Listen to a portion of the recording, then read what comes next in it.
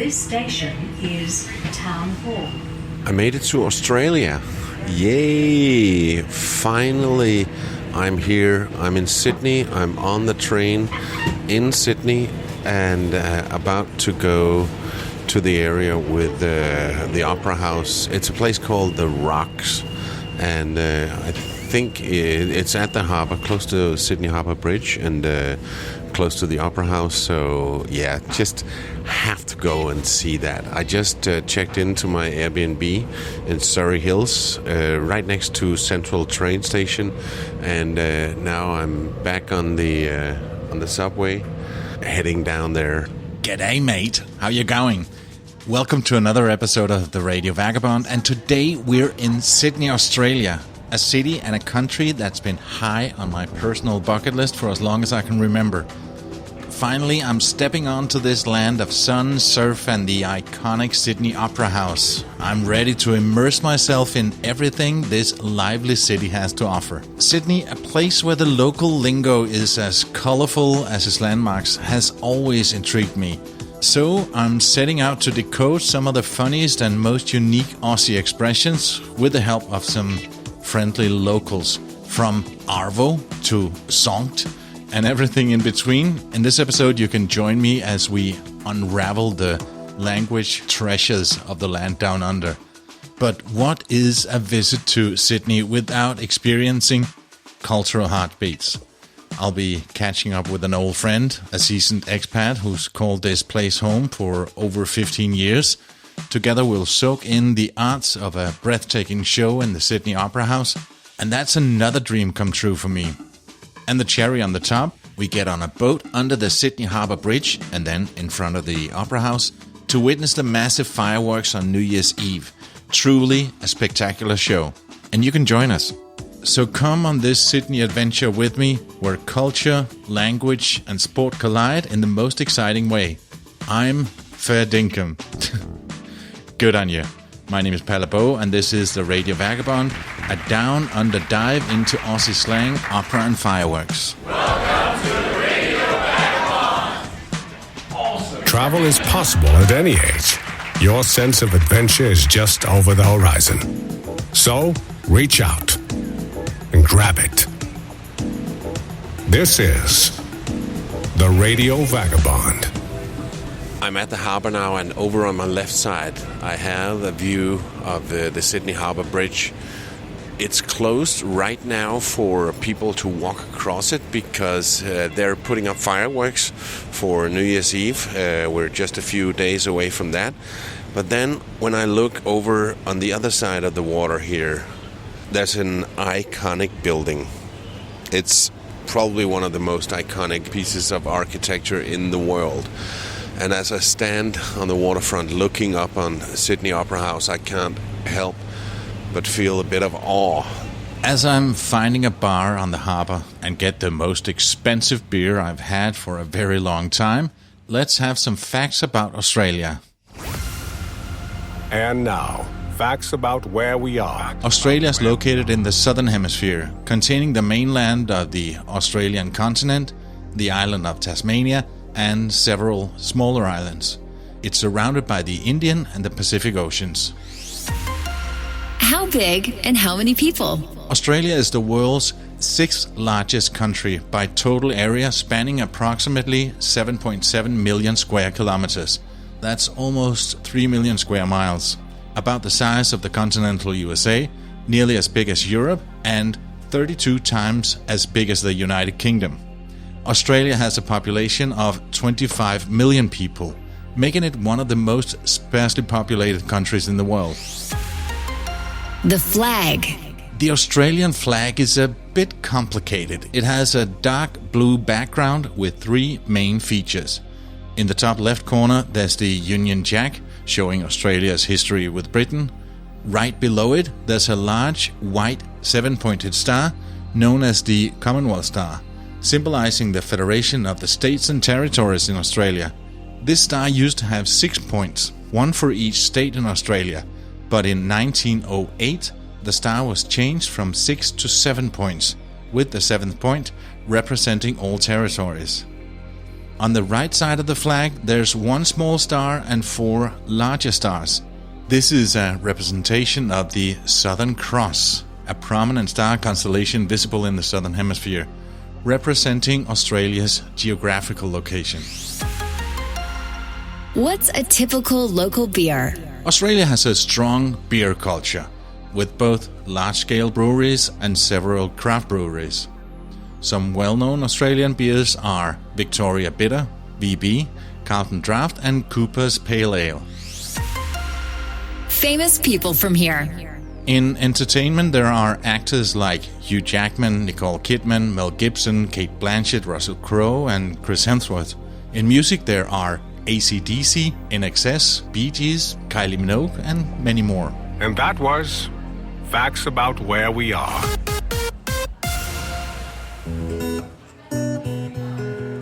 I went inside the cruise bar on the harbour with a stunning view of Sydney Opera House on the other side of the water and went to the bar to get a beer.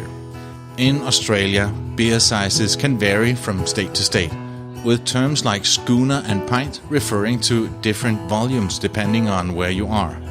However, in general terms, a schooner is a popular beer serving size in Australia, typically around 425 milliliters, though this can vary by state. It's smaller than a pint and is one of the most common beer sizes ordered in bars and pubs across most of the country. A pint is a pint, you would think, but no.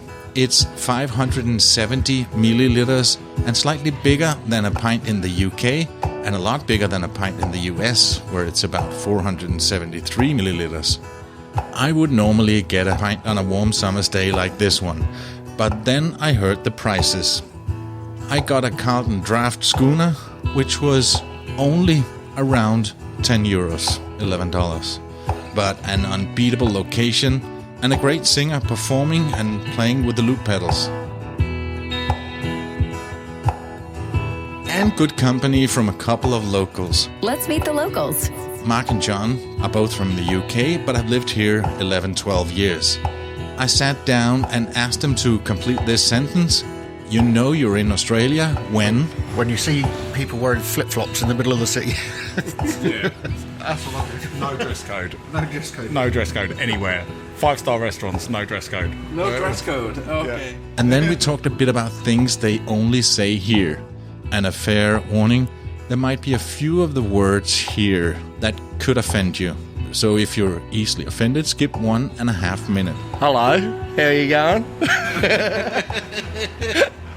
G'day, mate. There's quite a bit. You just need to go to different areas, I guess. I don't know. What would you like to hear? He's trying to figure out whether your podcast is like PG rated. You can do whatever you want. Yeah, no. That's the one. That's an Australian thing. Definitely. Which means, what does it mean? It means if you ask somebody to do something, they say, yeah, no. It means no. Yeah, no. There's no yes. Good idea, but no. Yeah, nah. Yeah. So And also I heard no worries. Yeah, no worries. But dog as well. If dog is the worst word in Australian language.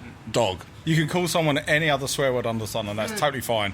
You call someone a dog, and that's really bad. being called a cunt is a term of endearment. Which is, really? if somebody says, how you doing, cunt, it means, how you doing, mate? But if you call someone a dog cunt, that's like really bad. I will not call anyone a dog. I'm learning so much here. Another one's dead set. Dead set. Dead set. That's it? Dead set. What's that? Like, you seriously? Like, yeah, pretty much that. Like, oh yeah, dead set. Like, serious man. Oh my God. I thought I had a few of the things. Okay, I only just arrived. Oh my God. It's very different from, because we grew up in the UK, and we're steeped in Australian culture as like Neighbours, Home and Away, all of the soaps. And when you get here, it's completely different. It's a real culture shock. What's the go? When somebody says to you, comes up to you and says, what's the go? You're like, what the fuck does that mean? It means what we're going to do. You know, and if somebody says, "What's the go?" and it's like, "Oh, what's the go?" Yeah, and it's, I don't know. You get used to it. How long have you been here? I've been here 12 years. Oh. Yeah, it's the weather. You know, I stay because of the weather. It's actually it's a lot quieter than London, but it's the sun. Yeah, right. Thanks. G'day, mate. How you going? Yeah, no. And dog is, in fact, just scratching the surface of the expressions here.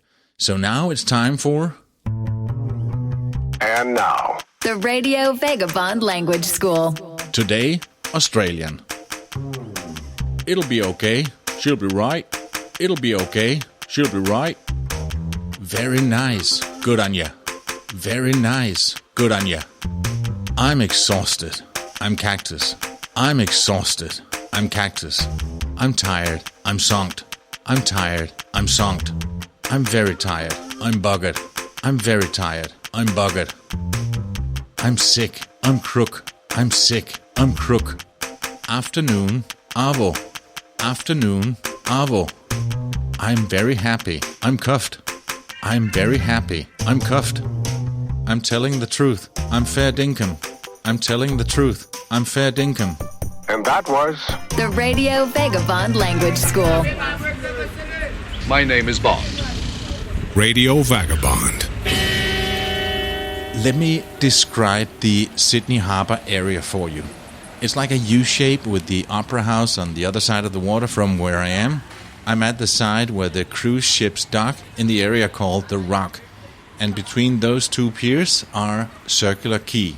It's the pulsating heart of Sydney. I'm heading there to take the train back and unpack in my Airbnb. From Circular Quay, I can see the Opera House on the left and the majestic harbour bridge on the right. Both are serving as a backdrop to a lively waterfront scene. Above me, the steel tracks of the Sydney train network, with the Circular Quay station suspended like a watchful guardian over the quay. Downstairs, there's a diverse mix of shops and fast food outlets.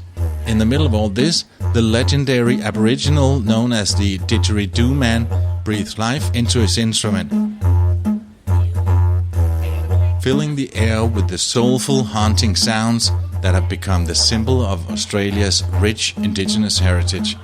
For years, the Didgeridoo Man has been playing here with his 3-meter-long didgeridoo and his painted face, and he's a fixture at Circular Quay. His music echoes against the concrete and the water, a reminder of the land's deep history and the timeless stories that have shaped it.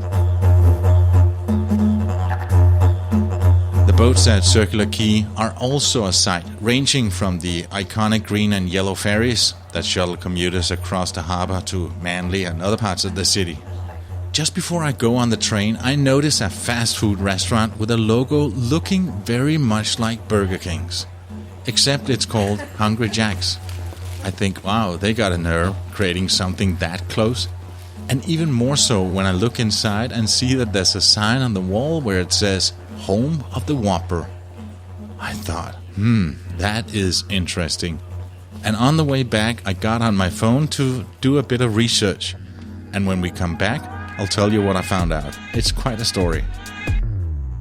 I hope you've noticed that I've started doing shorter episodes every Saturday. I call them Vagabond Shorts, and they're designed to give you quick travel tips and a sprinkle of inspiration for your weekends. What's unique is that they're not just audio. There's also a video version available on YouTube and on our Facebook page, adding a visual dimension to your experience. To achieve a professional quality, I collaborate with video editors at vidpros.com. I record my content, send it to them, and they add relevant video clips and smooth transitions. This not only saves me time, but also makes sure it's high quality content. If you're looking for a professional video editor for your business, I have a special offer. Use promo code VAGABOND at vidpros.com for a 10% discount on your first month. And also make sure to dive into my Vagabond Shorts for a new way to get inspired about travel. Last week it was Paris, and next weekend you can get tips on what to see and do if you're going to Singapore. Also, before the saga of Hungry Jack's, this episode is partly supported by Hotels25.com, where you can find the best prices of both a place to stay and a flight to get there. Hotels25.com. This is the Radio Vagabond podcast. The saga of Hungry Jack's and Burger King's Aussie adventure is a tale sprinkled with a bit of drama, a dash of legal spice, and a whole lot of branding sauce. Let's take a cheeky look at how Burger King ended up playing a game of identity swap and became Hungry Jack's Down Under. Back in the early 70s, Burger King had its eyes set on Australia, only to find out that the name was already taken by a small shop in Adelaide. Whoops. Plan B. Enter Jack Cohen, the man with a plan who thought, no worries mate, and picked up the name Hungry Jack's for the Australian franchise, inspired by a pancake mix brand. A fun fact, and I'm not even kidding. For years, Hungry Jack's flipped burgers and won hearts. But then, Burger King in America managed to secure the rights to the Burger King name in Australia, and thought it was time to add more cooks to the kitchen, trying to sneak in more Burger Kings in Australia, despite the handshake deal with Cohen. This led to a bit of legal tussle because, well, Jack didn't think it was fair based on their agreement. The court ended up siding with Jack, giving Hungry Jack's the exclusive rights to the Burger King brand in Australia. After winning the rights to use Burger King's name and Jack Cohen winning the rights to use the world-famous name, you would think that Hungry Jack's would jump at the chance. But no, they decided to stick with Hungry Jack's. Because then, everyone in Australia knew and loved Hungry Jack's. Changing the name to Burger King might just have confused everyone. So a bit of a mix-up with names, a legal battle for ages, and a decision to stick with what works is why you won't find a Burger King in Australia. Instead, Hungry Jack's with the same menu, the same slogan, and a very similar logo.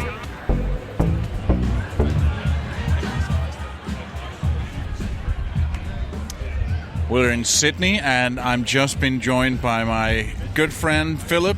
Hi, Philip. Hi, Paula. So good to see you in your home country-ish. Yeah, summer is here, and a lot of the tourists are just arriving. It seems way busier than last year. Yeah. You're a nomad, and we, kind of a nomad. We know each other from Nomad Base and Nomad Cruise, and on the last couple of Nomad bases, including the Nomad Safari, we were sharing a room. So it's nice to finally be here, where you spend most of your time. Yeah, that's right. I'm here probably 6-7 months a year, at least. Yeah. I run my business here, so and it's a great place to live. You know. Yeah. But expensive. Sure. But you can also make good money here, so yeah, true. If you go away a couple of months a year, then it kind of works. Yeah. But you're not Australian, even though that you sound like that. You're Belgian. Yeah, I came here as a backpacker in 2007 after reading the 4-Hour Workweek. That's when I started kind of my digital nomad journey. So with the dream of working remotely. Got a working holiday visa and was planning only to be here for 3 months. Yeah. And I ended up staying for 6 months because that's how long you could work on the working holiday visa. And then finished my trip around the world, and I had a job offer here. So I said, like, blue sky, sun, beach, why not?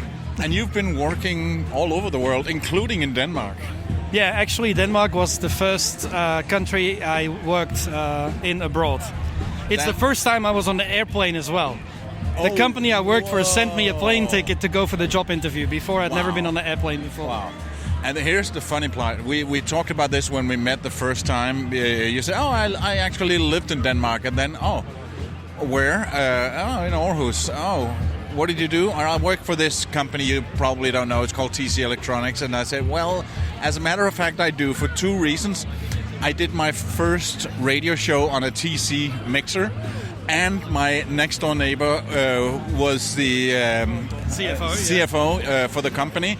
And it turned out that you were sitting in the same office with my next door neighbor, Anders. Exactly. It's small world. It's such a small world. And I believe everything happens for a reason, and everything you do in life, you build on it. So that first job at TC kind of got me here.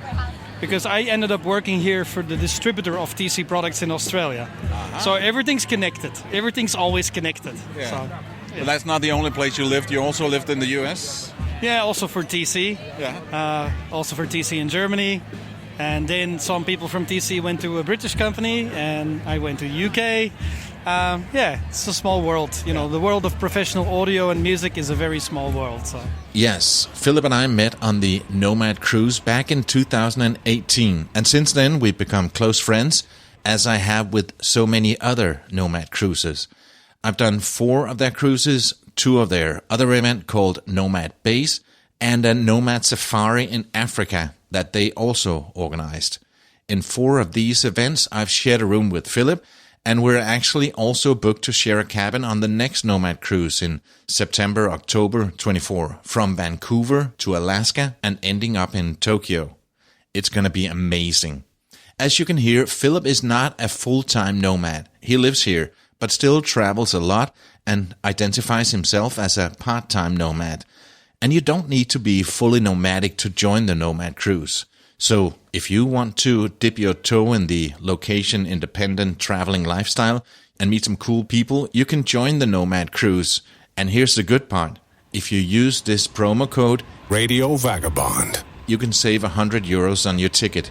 Go to nomadcruise.com to learn more. But you feel that this is where you're going to spend the rest of your time, or can you see yourself settling down in another country again? Look, I've been here for 15 years now. Yeah. I'm not sure if I can make the effort again to find something better as a base. I think this is a great base, maybe an expensive base, but it's a great base to be. Yeah. A part of the world that is growing, huge exposure to Asia, which is growing, a multicultural society. People from all walks of life are attracted to the lifestyle here. So if this is my base and I can travel a couple of months a year, I think I'm pretty happy. Yeah.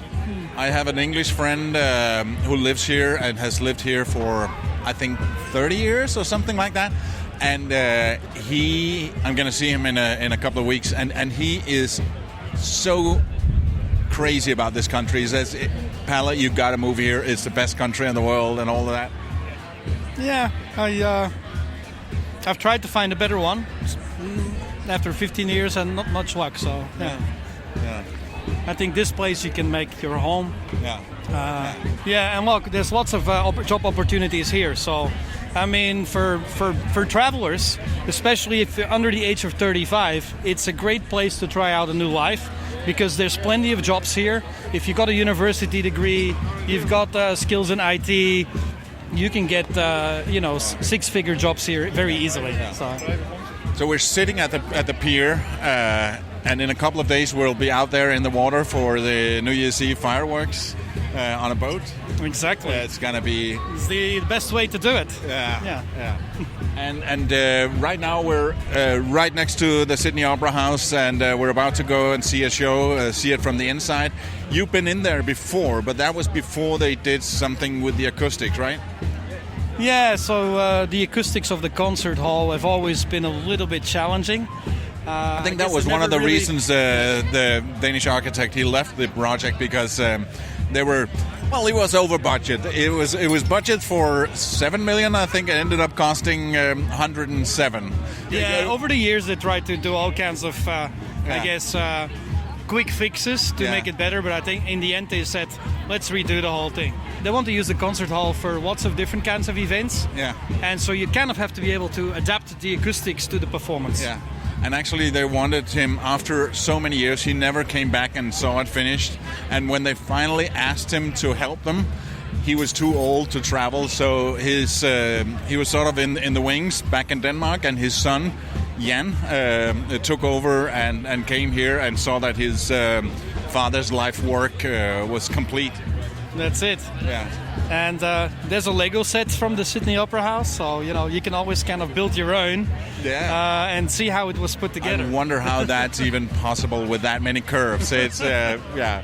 And as far as I understand, the way that they did it, they couldn't go to the sides, they couldn't go up, so they actually went down and did some construction where they were digging under the building. You see that little line there through the middle of the main sail? Yeah. There's a staircase, and I've been there all the way at the top at one point. You can walk up there. Oh, wow. But it's harder and harder to get that special tour. Yeah. Have you been doing because behind us is the Sydney Harbour Bridge, where you can do a bridge walk. Have you done that? I've never done the bridge climb. Uh-huh. It's a very expensive thing to do. Yeah? I have never done it. Yeah. You can't take your own camera up. No, if I could take my own camera up, I would probably do it. You can't take anything up there. Exactly. I've actually been communicating with them, their press department, and I said, can I, if I have my small recorder in a zipped pocket, and then I have a clip-on microphone on my collar, would that be okay? Say, well, it's not our decision. It's the government that's very, very strict about it. So I would have to speak to them. But I haven't given up yet. But I'm communicating with them, and they said, "Well, I hope you get up there with your 360 cam. Then I never have to go up there and pay the $400." I won't be able to bring the camera. No. But I know I have some friends. Dane and Stacy have a YouTube channel. They actually had somebody film them. They couldn't film themselves, so they had somebody film them because of the YouTube channel. Maybe one of the guides can put it on. I don't know. Sure. Yeah. But they said I couldn't do it now because it's closed because they're putting up fireworks. So it's what they call a blackout period right now. Yeah. So it's probably going to be in March when I come back here that I'm going to do it. So early March. Maybe you can join me. Mm-hmm, maybe. Yeah. But we're going to see Amadeus. Mm-hmm. So looks like a good show. So I'm looking forward to it. And so we did. Watching Amadeus in the Sydney Opera House with my good friend Philip was an experience I won't soon forget. Walking into the building before the show felt like stepping into a whole new world. Climbing the stairs, I was buzzing with excitement, not just for the performance, but also to see the inside of this famous building. It's huge and impressive. The ceilings are high and curved, as you would expect. Before the show, we went to the bar with big windows that look out at Sydney Harbour Bridge. It was awesome to see the bridge and the water with boats moving around. It felt like a picture-perfect moment, making the night even more exciting. Then we went inside to the biggest theater in the Opera House to find our seats.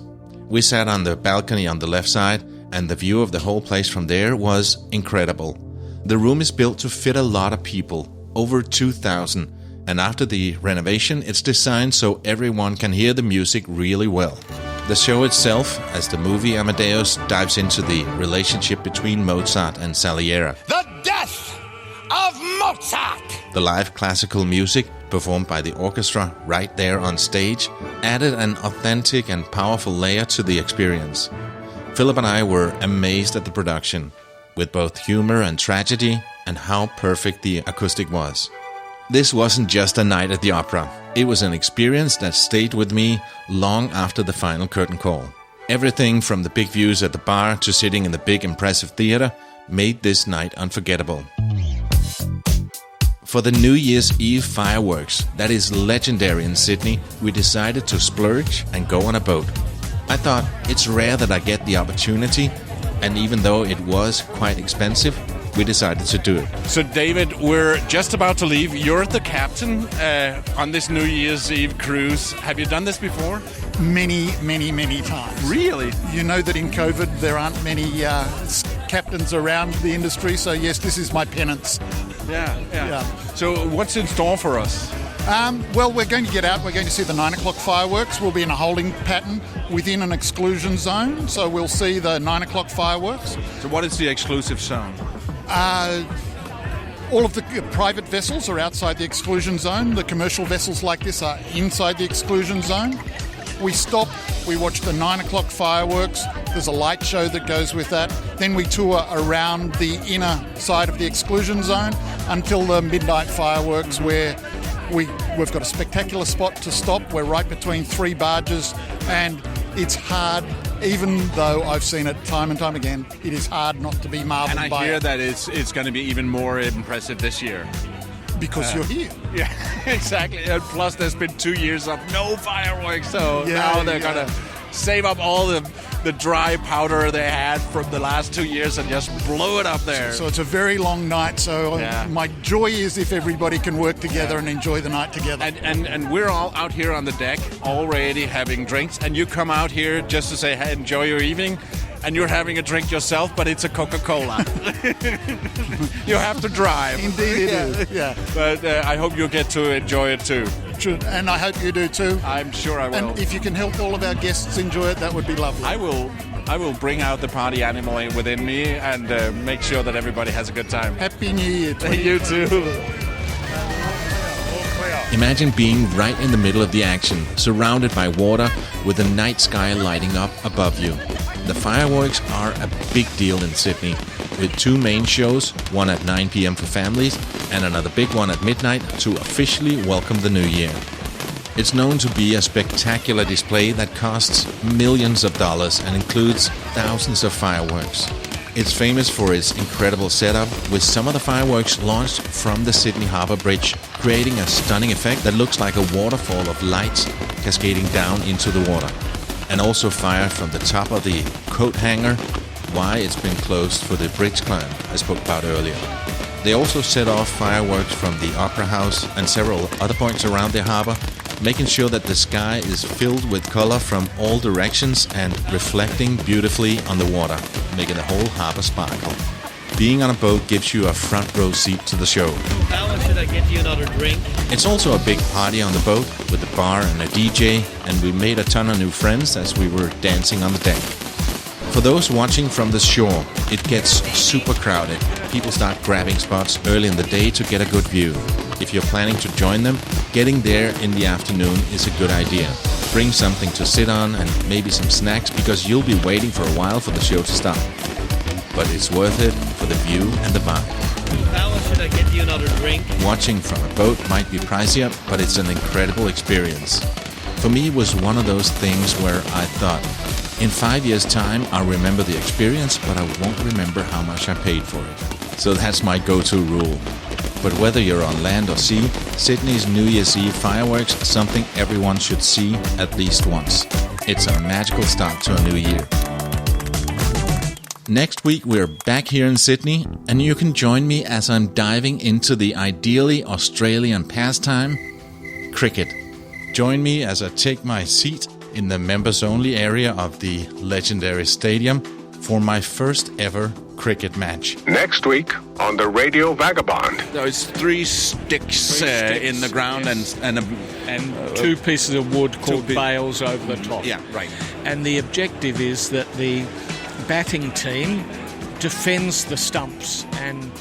Will I understand the rules by the end of it?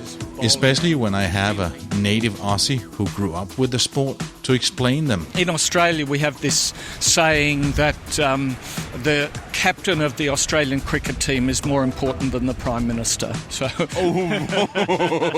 Listen next Tuesday to find out. Also, remember the Vagabond shorts from Singapore on Saturday, with a video version on YouTube and an even shorter version on TikTok and Instagram. For pictures and so much more of this episode and all the other episodes, go to theradiovagabond.com. My name is Palabo, and I gotta keep moving. See ya. So, how should I get you another drink? That would be nice, Philip. What would be the next one? You ready for the wine already? No, I don't think I'm finished with the gin. Okay, I'll get another gin and tonic then. Radio Vagabond. Produced by RadioGuru.co.uk.